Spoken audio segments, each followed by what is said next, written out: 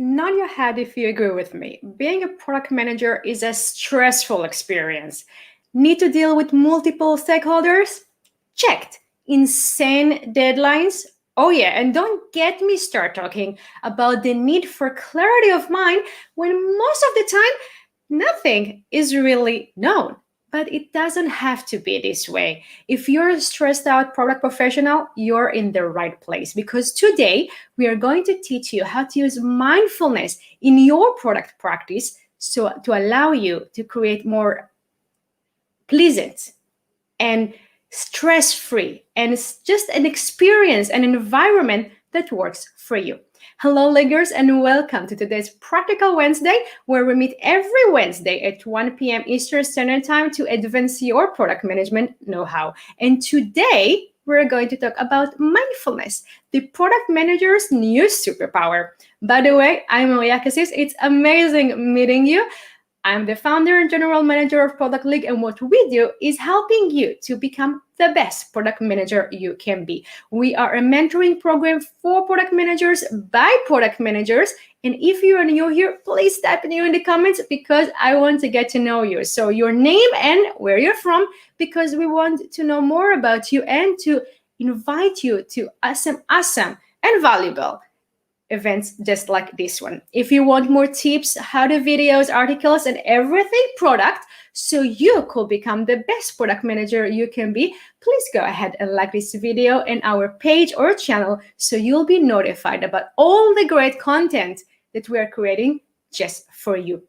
So as you know, today we're going to discuss mindfulness for product managers, but I'm not going to do this by myself. With me is the wonderful Liraz Axelrad joining me. How are you today? I'm very good, thank you, and thank you for having me.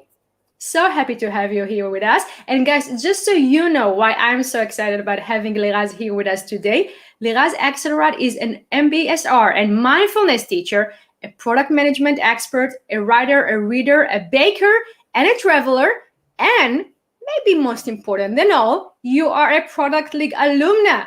So happy to have you here with us. It's kind of like, you are back to your roots with us at Product League. So happy to have you here with us.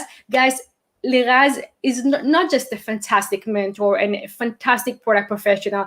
She kind of built her own path and way through the profession.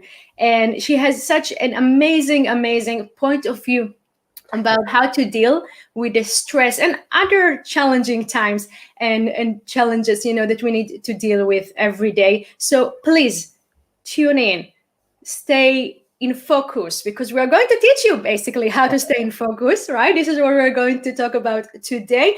And please ask questions. At the end of the session, we're going to have a Q&A with Liraz. So whenever, something just spark an idea or a question for you, please let us know in the comments because we want to know what is on your heart and mind when it comes to mindfulness as your new superpower as a product manager.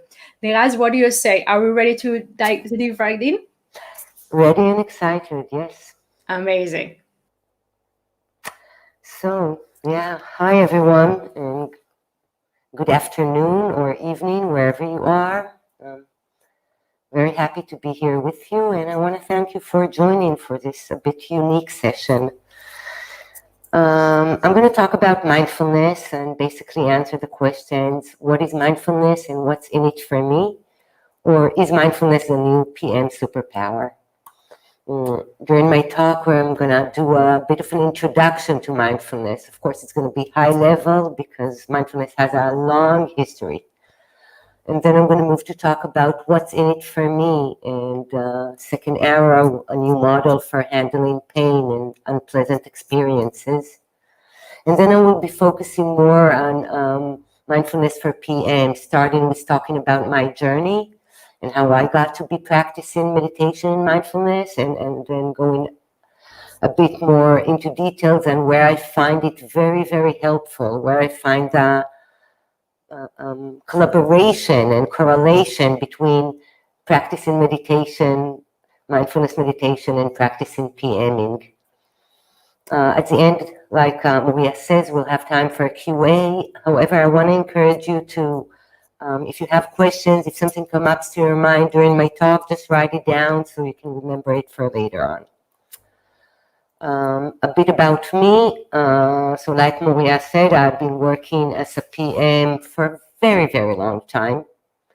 You can see some of the logos I worked for down below. Let's just say that when I started, we were still talking about what, Netscape 2.0. Somebody remembers? So I do. I actually did websites for Netscape 2.0.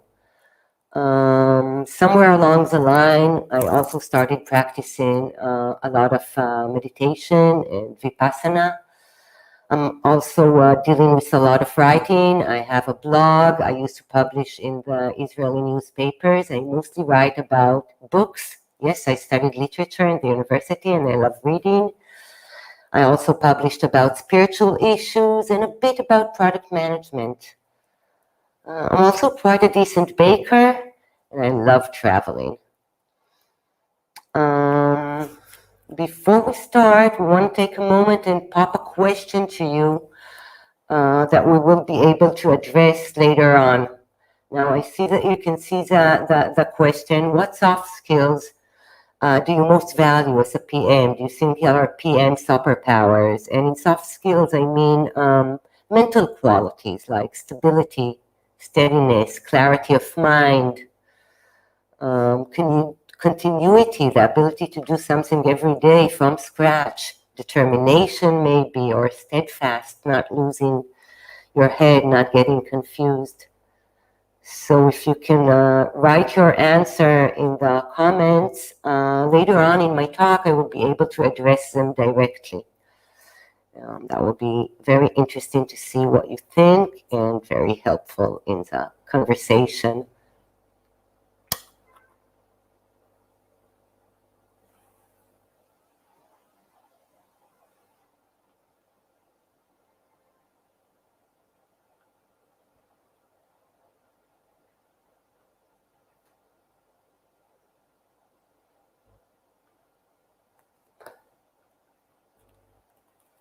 All right, what is mindfulness? As you probably know, we hear about mindfulness everywhere these days in very many different contexts. And the truth is people use a bit of a different definition for it. So I'm gonna start this talk with a working definition, right? We'll have more definitions as we go along, but a general working definition to try and understand what we talk about when we're talking about mindfulness is a capacity and a quality in human conscience developed on purpose for the benefit of our well-being. Human conscious in this context, we mean the complex of mind and body, awareness. The origin of mindfulness. Mindfulness came to us directly from the Buddha's teaching. The original Buddha living in the 5th century before Christ, trying to solve the problem of personal suffering. Why are people suffering? Why aren't they happy? What is the cause of their suffering? And even more important for the Buddha was, how do we end this suffering? The main teaching that came up after the Buddha found the question or become enlightened, the awakened one, is what the word means. It comes from us from Pali. And after he became awakening, he started teaching. And the Buddha's teaching is wide and deep and wise, but in general, we can break it down to two streams. One is investigation, which is known under the name vipassana. This is a meditation technique that's designed so we can inquiry into the true nature of reality. The other main teaching the Buddha gave to the world is cultivating of good qualities. For both of them, mindfulness is a basis. So mindfulness is something that we cultivate. We have the potential, every one of us, to use it, but it's not there without cultivation, without bringing it on purpose. We also use mindfulness in order to calm the mind so we can practice vipassana. So it's really the basic practice of all the Buddha's teaching. However, in the Buddhist context, mindfulness is a technique that can bring you all the way to full awakening. You can see in the slide, this is from the Satipatthana Sutta, which is a sutra in which the Buddha described how to establish mindfulness. And he said about it that this is a direct path for the purification of beings, for the overcoming of sorrow and limitation, for the disappearance of pain and distress, for the attainment of the right method, and for the realization of unbinding. In other words, the establishing of mindfulness. Just to be clear, unbinding means nibbana. It comes from Pali, or nirvana from Sanskrit, and it basically means a mind that is free from thoughts that cause him suffering. Moving on many years forward, we're going to the 60s in the West. Hippies, young people going to Asia and discovering both Asia and the Buddhism. At the same time, some Buddhist teachers from the West, in this case Goenka, moved from the East, from Sri Lanka, to the West. Goenka is probably the most known in the West under the title Vipassana.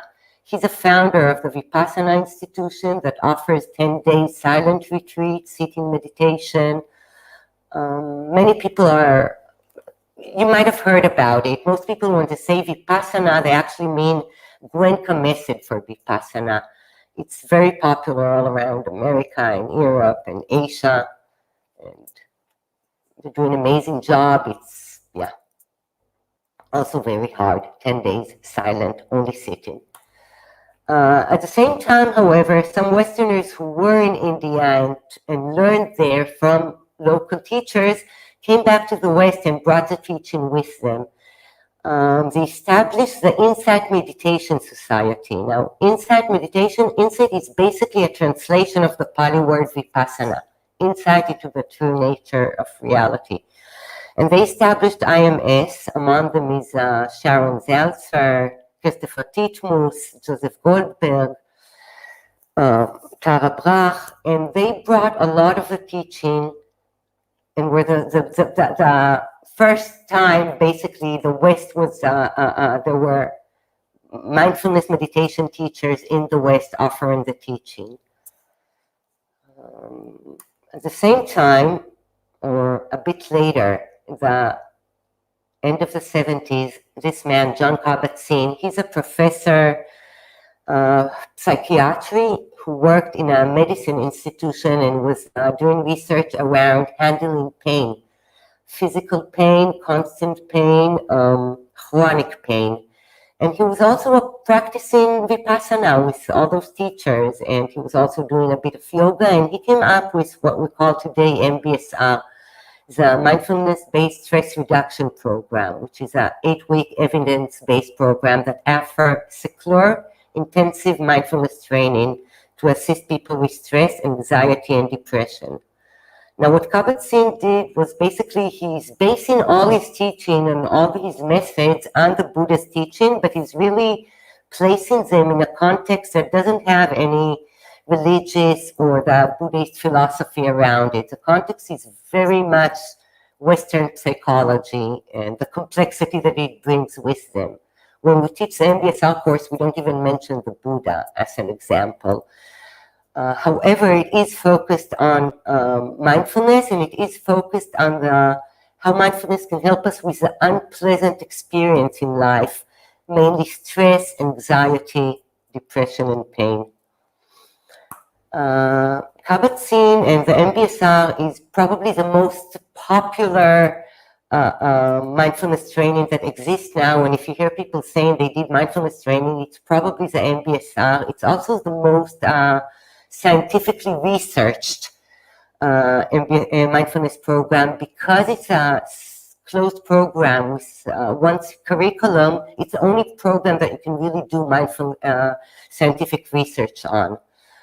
Kabat-Zinn works in the MBSR program with the mindful definition like this: the awareness that arises from paying attention on purpose in the present moment and non-judgmentally. I'm going to get into that a bit more later, but that is a basic definition that we're working now. What's important here, I think, is that, yeah, paying attention, we all pay attention. I mean, we couldn't get out of our house in the morning if we didn't pay attention to some level. The awareness we're talking about in mindfulness is more than that. It's something that we bring on purpose, and it is focused on the present moment without being favoring or against it, without liking and disliking, non-judgmentally.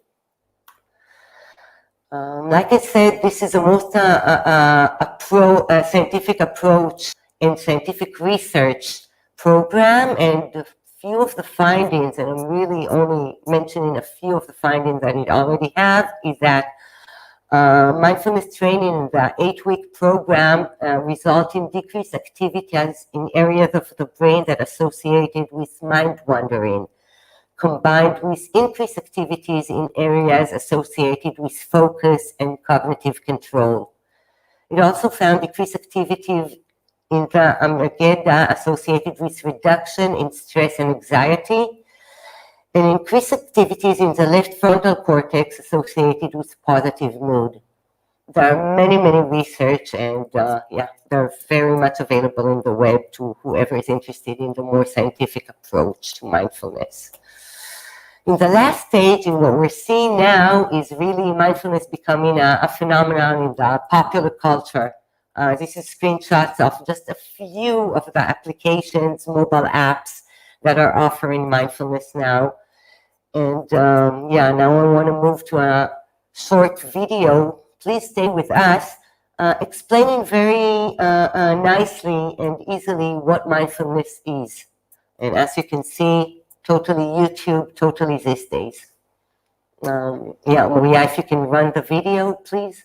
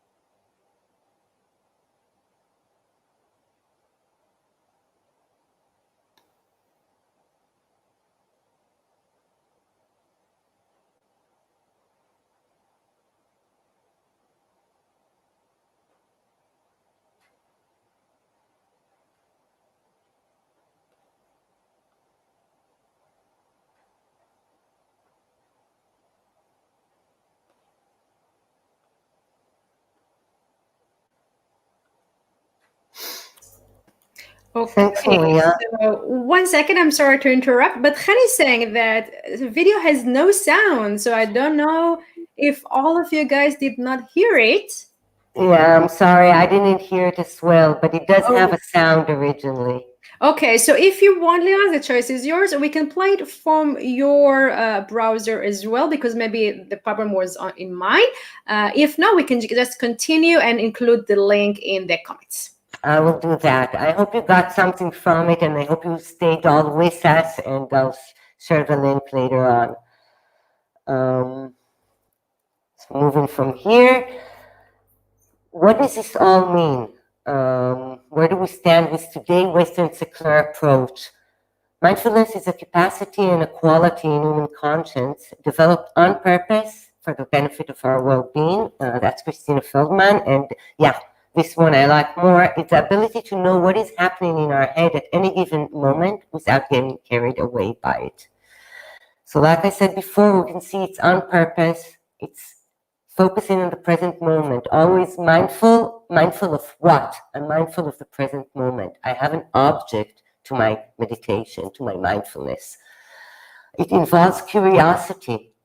It involves cultivating. It's something we teach ourselves to do. And it most definitely involves non-judgmental. Other qualities that come with mindfulness are alertness, softness, openness. I have a teacher that explains it as if you're walking to somewhere in the dark for the first time and you want to remember the way.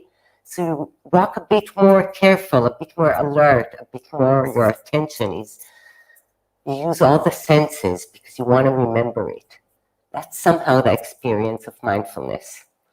But perhaps the best thing to do will be if we take a few moments now and I'll guide you through a very short exploration of our mind. Do we know our mind? What I want to ask you to do is, what I want to invite you to do actually is sit straight. It's going to be very short, so don't worry. Make sure your legs are on the floor and you're comfortable and your head is above your shoulders and the back is straight, not slumped back or not like this, but somehow straight. Your hands are in your lap. And I'm going to play a gong. And it's going to count only 1 minute, which is 60 seconds. That's all. And for this 60 seconds, I want you to think about whatever you want. Just please don't think about the pink elephant. So I'm going to start now. Please take your pose. Strike a pose.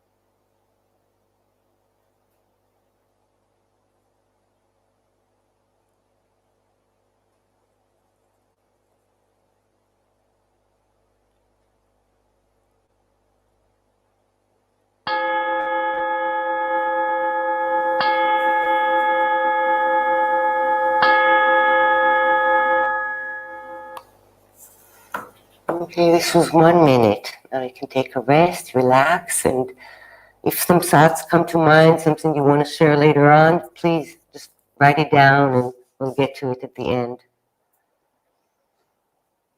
The next exercise we're going to do is going to take exactly the same time, just 1 minute. And for this time, I want you to pick an object. It might be a word or a visual, something that's next to you. Very simple object, not a complex thought, something like a glass of water, paper, a picture you have on the wall. And what I wanted us to do is, again, take the pose. I will start the gong again. And for 1 minute, think only on that. Just focus on that. Let your all attention be on this one simple object that you selected.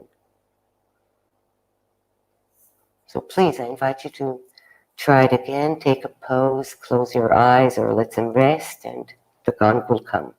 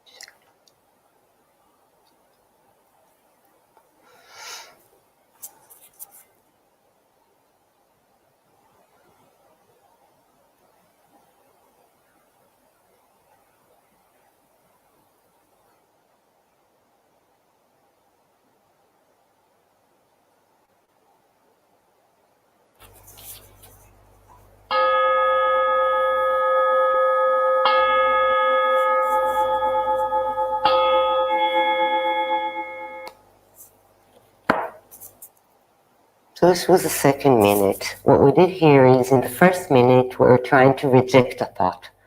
No, I don't want to think about it. The second time, we were trying to hold the thought. Many times from my experience, doing those two things which are supposed to be opposite result in the same experience. But I'll be curious to hear what was your experience at the end. And now we're going to do another minute, and in this time we're going to do the middle way. The middle way is also a name that the Buddha named his teaching. For 1 minute, we do nothing. We don't push away thoughts, but we also don't invite them. Just take a pose, close your eyes or let them rest, and see what comes to mind. Without inviting or making it happen, just see what you notice.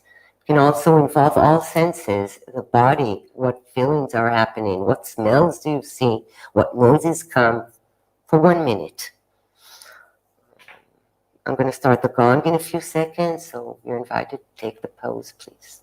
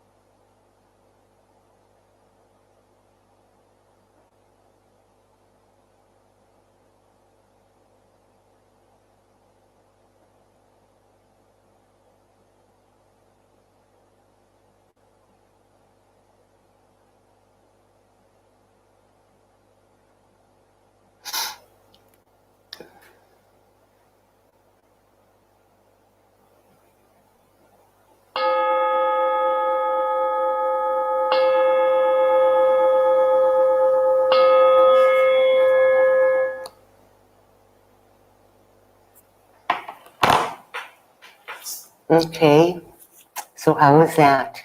I hope you're all still with me. Take a moment, rest, get back to sitting comfortable as you like, and I will continue. So what's in it for me? What is this all about? This is a story of the second error. And the story goes that one time a disciple of the Buddha, a man, came to the Buddha and asked him, "My teacher, I sit and meditate all day long. What do I get from it? Why do I do it?" So the Buddha told him, imagine you're going for a walk in the forest, the Buddha told him, imagine an untrained, someone who doesn't practice meditation, who's not one of us, an untrained person go to a walk in the forest and an arrow hits him. He suffers from pain. He gets panicked. He's concerned about what's going to happen to him. He has to go to the doctor. He has to do it now. He's very worried he's going to have to do an operation. He blames himself for being in the wrong place on the wrong time. He feels all messed up. Why are bad things happen to me all the time? And now imagine, the Buddha said, that a trained person go to a walk in the forest and he gets hit by an arrow. The trained person goes to a doctor, attend to the wound, and continue with his life. In the second arrow, we are referring to the suffering that comes after the pain. It's different from pain. Pain is something bad happened. There's no argument about it. But bad things happen all the time. I come to work in the morning, I go to make my coffee, and the coffee machine is not working. What do? How do I react? I remember more than one time that my reaction was, oh my Lord, this company, everything is bad with it. Why can't they just give a coffee machine that's working? Can't stand it anymore. It's everything like this. And I'm running to my table and I'm updating my LinkedIn profile. A trained person, not adding all this suffering, will perhaps just understand that the coffee machine is not working now and make himself a cup of tea or something like that. Suffering is a reaction, our contraction, our fears and hatred, and grasping in response to the inevitable pain of life. And on a personal level, this is a reactive suffering that can include anxiety, depression, fear, confusion, grief, anger, addiction, jealousy, discontent, permanent discontent. What basically this new model is offering is a concept of pain without suffering. The second arrow is, after all, it's a mind habit, a mental habit. And we can change mental habits by training our mind. Many times the second arrow is our autopilot reaction to whatever just happened. Something we learned growing up, blaming ourselves, feeling that some unjust was done to us. It is us reacting without thinking and without being mindful of what really is going on.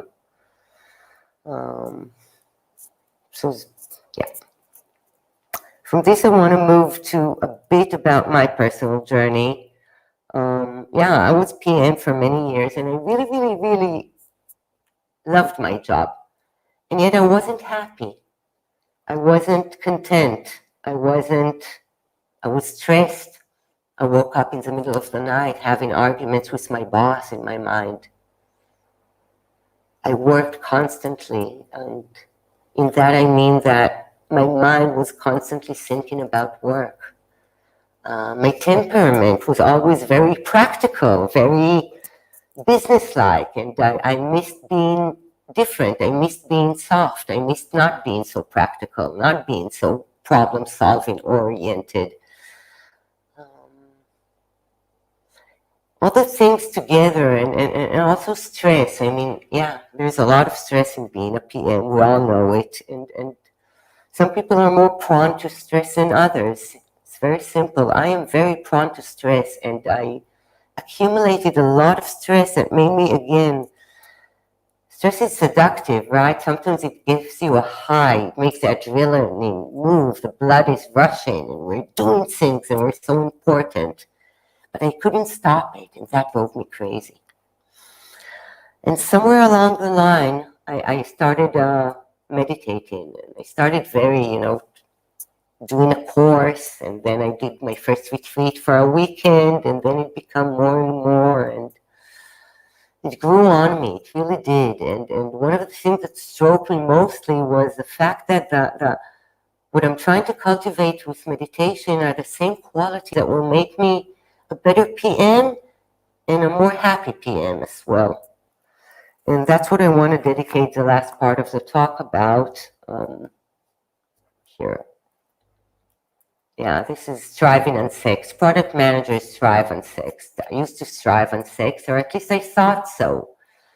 My mother used to tell me so. She said, you're best when you're stressed, which for many years I thought is a great compliment, and I praised myself for picking a job that suited me so well. I'm a product manager. I have overall responsibilities for the product, and I can handle it because I'm very good with stress. However, it's not sustainable, and I was miserable because I couldn't turn it off, and I don't think it made me better at my job. And I was not enjoying, and all that brought me to sitting, but there's also something a bit more with that, and that's what I call taking responsibility. I had like this epiphany, right? It's not in the work, and it's not in the jobs. The suffering is coming from me, and I need to do something about it. And that's what got me to meditate. So yeah, how does one support the other? Qualities we develop when meditating and when PMing. Stability, focus, clarity, open communication, flexibility of mind. I want to start by talking about a PM mindset. What I find really makes a good PM is mental stability, ability to not get crazy all the time, steadiness, continuing, making an effort, but a steady effort, not an effort that moves like this, but an effort that moves like this, like a nice graph. Clarity of mind, continuity, every day from scratch, resolveness and determination and steadfast. What do we bring to work? Do we notice our attitude and our frame of mind? Do we notice the energies we bring? How our body feels? What is our mood? I used to work with a PM that dressed up for work. And now I dress up too. I come clean, I come organized, I use black golf, jeans, everything is good. But she really used to dress up. And one morning I came to her and said, wow, I mean, I feel like you're going for a festival and I'm just going to work. And she told me, but that's how I feel when I'm going to work. And that was so lovely. She dressed up for work. You bring something fresh and new and exciting, and it's contagious. Environment will see that and appreciate it. And we do it every day from scratch.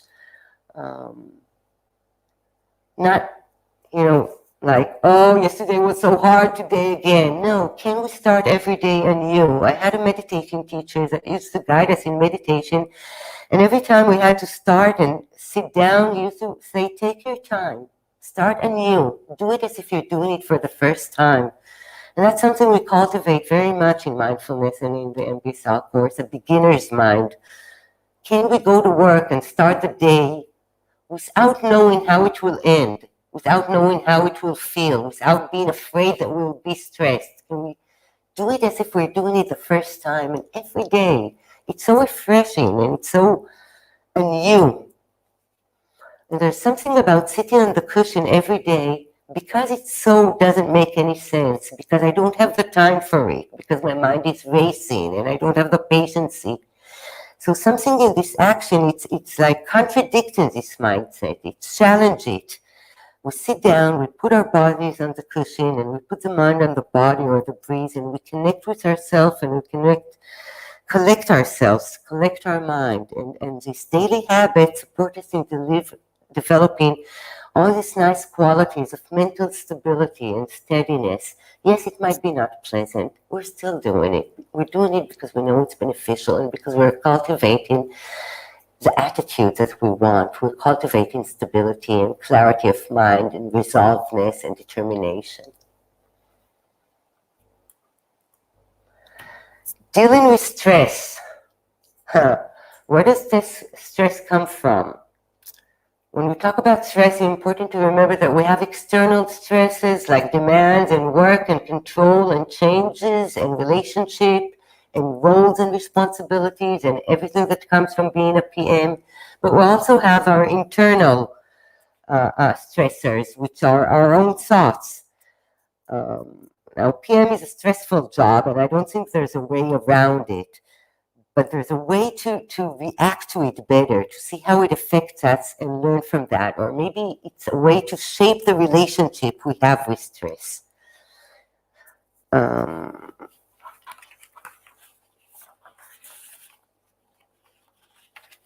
stress is a very old phenomenon, and it's basically one of the human being's most basic fundamental survival skills. I mean, years ago, generations ago, when we were still less primitive and walking around the forest collecting food, if we see a bear, we had to respond. We call it the flight or fight response. You either run away or you go for fighting.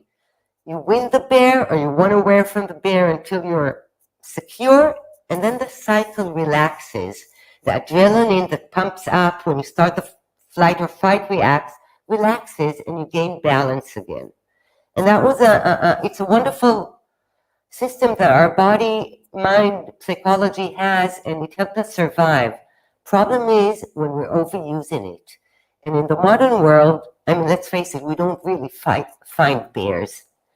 And yet we are subject to a lot of different types of stress. And we need to learn to see our reaction to it. The flight or fight reaction is basically an autopilot. Stress is not all bad, it moves us. It's more about the level of stress. And mostly it's about going back to being balanced after that moment of stress. So after my boss came in the room, or after I got that Slack message saying, okay, hours, you're late, can I go back to being balanced? Or is this stress level, is this high emotion, high adrenaline stays with me, and for how long? Because as long as it stays, it tires us, it wears us down. In MBSR and Mindfulness, we spend time getting to know our stressors, what triggers us. And it changes all the time. I mean, one day or one quarter, I can look into the OKRs process with expectations, and the next quarter, I just want to kill myself and not do it again. So things that once perceived as a stretch, as a stressor, and our reaction was flight or flight, and another day we can perceive them very differently and react to them very differently. So perception and how we perceive the stressor has a lot to do with our reaction. And what mindfulness does is allow us to pause a second, to have a buffer before we respond, before we react without thinking. Do we need to fight? Do we need to flight? Or do we need to freeze? Or can we just take a breeze and continue?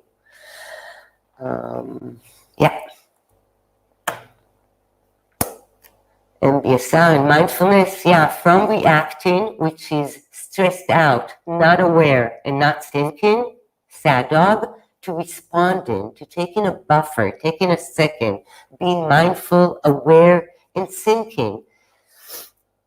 Less spontaneous maybe, but also less, not considerate. Focus, another hot topic. In today's constant contact world, it's more important than ever to be able to find focus. And when we need to do deep work, do we know how to? Do we know how to create the conditions for our mind to focus? One of the things that we'll learn doing meditation and practicing mindfulness is understanding more about our mind-body complex and how it works. And this really supports us in finding a bit of focus, realizing where our mind is. Basically, in meditation, we train our mind to be with something, with an object, either the thinking, or either the breathing, or body parts, or other notable sensations, and stay there, which is basically like being focused, right? It's like training in getting focused. We train our minds to prioritize thoughts. This, I want to be in the foreground. Other thoughts for now, like thoughts about how I'm going to clean my kitchen, they're going to the background right now. I cannot deal with them right now. I don't want to. In order to be able to do that, we need to train our mind a bit so we can learn what are our distraction thoughts and how to handle them more wisely. Slowly, as we practice, we learn to navigate our own mind activity, move our attention intentionally to where we want it to be right now, and hold the thought in the foreground for as long as we want to. We learn to deal with distracting thoughts, and in this way creates an inner space for us to do deep work. Making decisions, autopilot. This is nice. I mean, as PMs, we make decisions all day. Mostly small decisions, sometimes less small, and if we get lucky, very big decisions as well. And many decisions we make on the fly, between meetings, between Zooms, between conversations, between planning and researching. I mean, between doing all the rest that we have to do, we actually make a lot of decisions that influence a lot of people and a lot of aspects of the development of the product. However, so many things influence us at any given moment. Are we aware of the state of our mind before and while making a decision? As an example, I was once, when we still went to the office, I went to the office and I got wet on my way. And then I was standing in the elevator all wet and miserable, and one of the developers of my team came in and asked me a question, which was really a small question, how a feature should behave. However, I was wet and uncomfortable, and it affected my response. It affected my body energy. It affected what he sensed from me. This is where mindfulness comes in. If I become more aware in the moment that I'm wet and miserable and cold, I can just pause for a second and tell him, give me 5 minutes, I'll have my coffee and get back to you. Or I can notice that I'm miserable and just pick myself up and answer it politely. But if I don't notice and I just go on the autopilot, it'd probably be a grumpy respond, an unfriendly, unsupportive respond. Are we aware of the autopilot? Are we aware of when we're making a decision, are we aware of the risk and tendency of holding too strong to processes and solutions that worked for us before, but maybe the cause and conditions now are different? When we work on autopilot, we don't really notice that. We should notice if we're making decisions based on past experience, and in that process, make sure we're not noticing that the current situation is a bit different and maybe the decision needs to be adopted based on that. So be aware of the autopilot. Mindfulness is the ability to know what is happening in our head at any given moment without necessarily getting carried away by it. Flexibility of mind. As PMs, we need to shift perspectives all the time between users, between different types of users, between the marketing needs and the data needs and the management dreams and our own personal needs.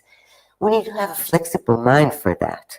We need to move between high level and details in every hour. We need to move between a wide and open view to a very focused and narrow view. And on top of that, everything around us moves and changes all the time. We need to switch focus and we need to recover fast. We need to change priorities easily. And we can't get stuck in the corners feeling miserable because everything is in flux all the time. In meditation, we develop our mind to be more flexible and adaptable and pliable so that when we tell our mind not to go somewhere, it will actually listen to us and cooperate. Running a bit short of time, so I'm moving a little fast, but I will be happy to talk about everything if you have questions later. Communication. One of the great benefits of mindfulness is when we practice mindfulness, we deepen our understanding of our mind and body complex, and this way we understand more of others, how their body-mind complex work, and we sharpen our communication skills, and we sharpen our ability to see where the other is. Is he listening? Is he open? Is he with me right now? Is he bothered? We notice the body, we notice facial expression. Another thing we learn when we practice mindfulness is to listen, and I mean really listen. Do we know how to listen? Until someone finishes, do we notice how fast our mind is making a respond? Do we even let him finish before we already have a half-articulated respond in our mind? Well, those are things that mindfulness really help us sharpen. Talking when there's actually something beneficial to say and not just to fill in the quiet, awkward moments of beginning of meetings. Noticing the environment and knowing what to bring to it. noticing our intention before we start talking. Since we practice mindfulness both internally and externally, it helps us learn about ourselves and about others at the moment that things happen. And my last slide is about after work or outside of work, which I think is always complicated, and now with the working from home is really getting very, very, very complicated. I have little rituals to try and help me go through the day, and one of them is, for instance, I change clothes for work. I don't allow myself to sit all day in home clothes and work that way. And I change the computer when I finish work. I move to my home computer where I don't have Slack as a client. I think ceremonies help, but I think even more deeper than that, knowing how to switch the mind, to stop working in the mind, is very, very beneficial. And for me, understanding that while I'm working 24/7 in my mind is not making me better was a big moving forward. Sometimes leaving work and getting home is not a physical thing. It's about a state of mind and giving the mind something else to chew on, giving ourselves a break from one thing by getting engaged with something else. It's also about coming home and having a place in which we feel comfortable, at ease, where we allow ourselves to be less guarded. For some, this might be riding a bicycle, going for a run, doing yoga or meditation. And it's really important to find out what brings us a sense of home. Connecting with our body is often helpful. I mean, we work with our minds all day long. It's really important to remember that we have these amazing bodies, and they're not just there to carry our brains. Why is it important? I had a boss that said to me, eventually if you work more hours, you'll get more things done. And that might be true, but one comment is about the quality of the things getting done, and the other, and not less important, is about us. What about the us and the vehicle that get all the things done, meaning our brain? How do we charge our brain? I realized that after work, the best thing I can do for myself and for my work is not think about work all day. When I constantly think about work, my mind gets constructed and shrink, and it's the opposite of open, and there's no room and no space for new ideas. Mindfulness helps us and supports us in creating healthy habits, like going home mentally at least once a day. And how does this all happen? Well, there's a part of it that is magic, but what I can surely say is that being mindful to every moment generates us more time. It slows time down, and it gives us time to respond wisely.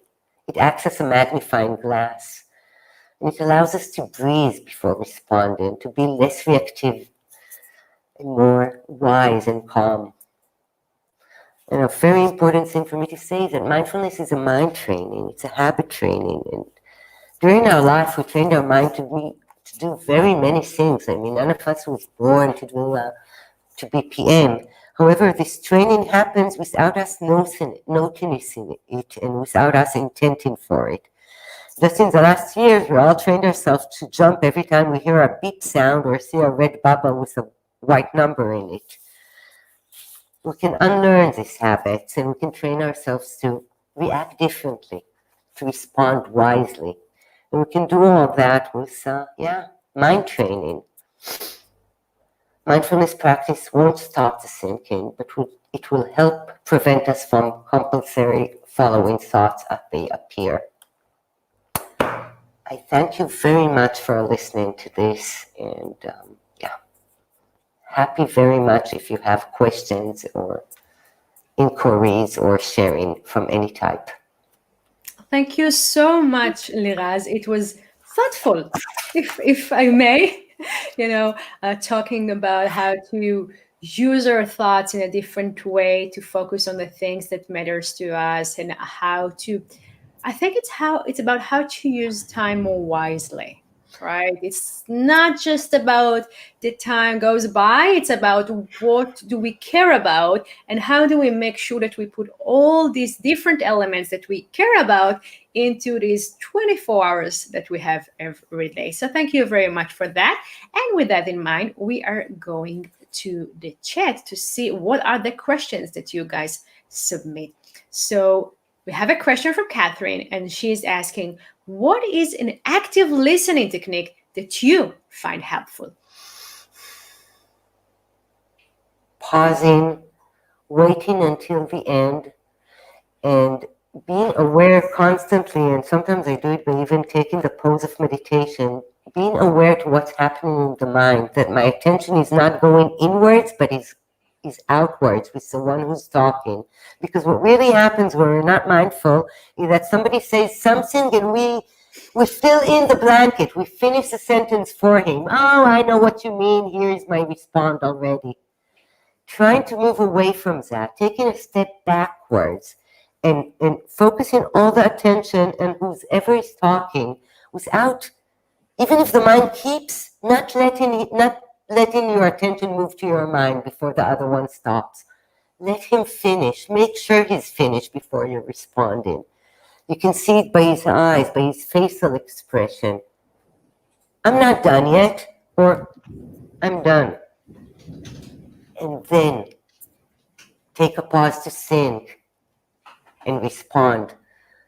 But what happened is that we never listen until the end. We start responding so fast, it's habitual. We don't even notice, and we already know what we're going to answer. We know what he's going to say. So moving away from that, stepping back. Just listening is such a gift we can give to someone. Think about occasions that you felt listened. It's a gift. It really is. It's healing.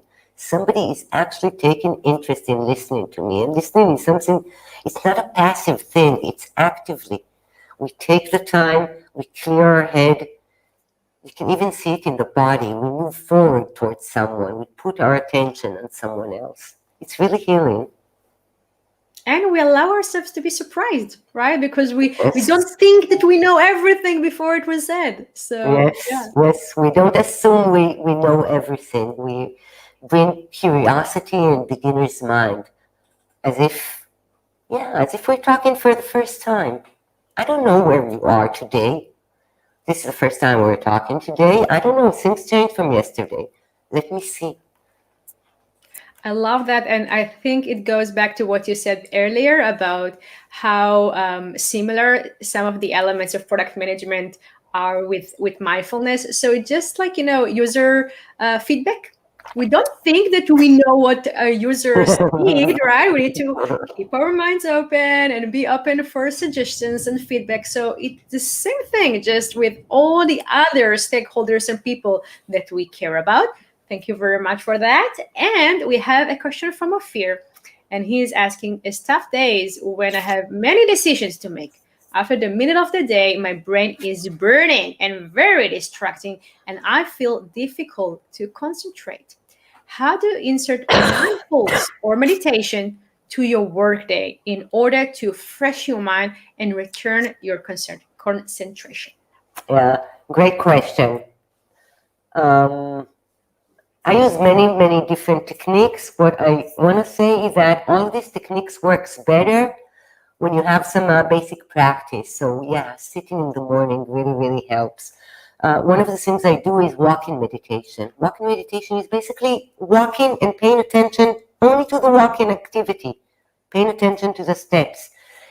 And I try to do that every time I leave my computer. If I'm going to the toilet, I'm only going to the toilet. I am not solving the problems now. I am walking to the toilet. It's going to take time. If I'm working in an office and people are asking me questions while I'm walking to the toilet, I say, sorry, I'm walking to the toilet.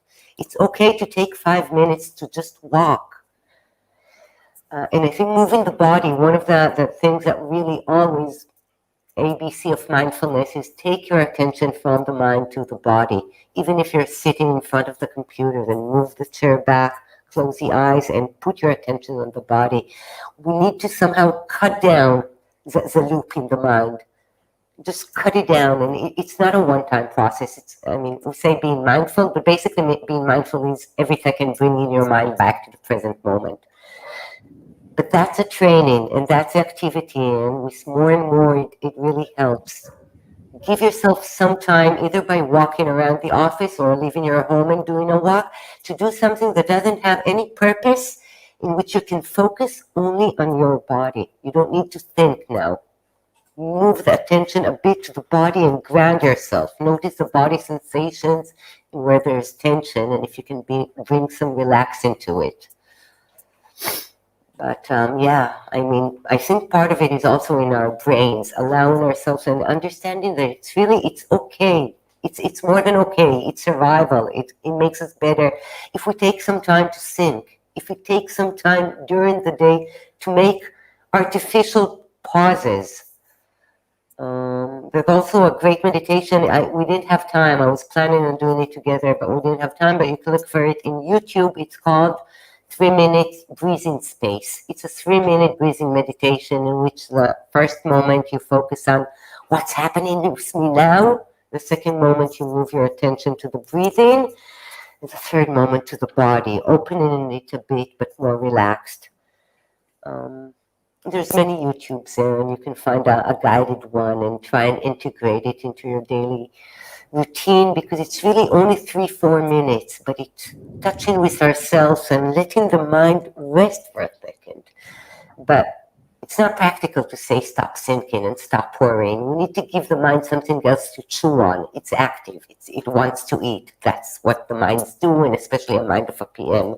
Like if you're anything like me, we like thinking. We're good at thinking.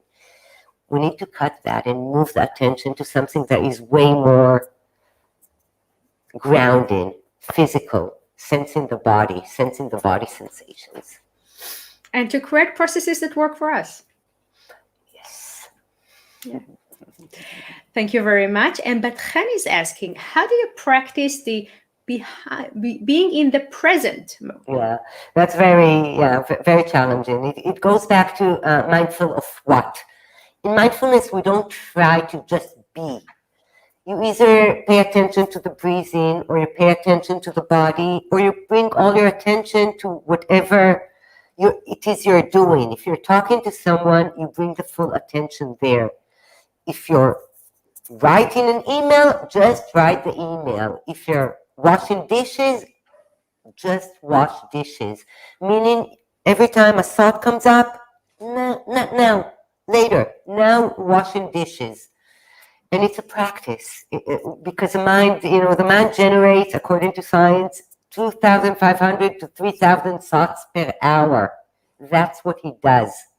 That's his nature. It's all of us.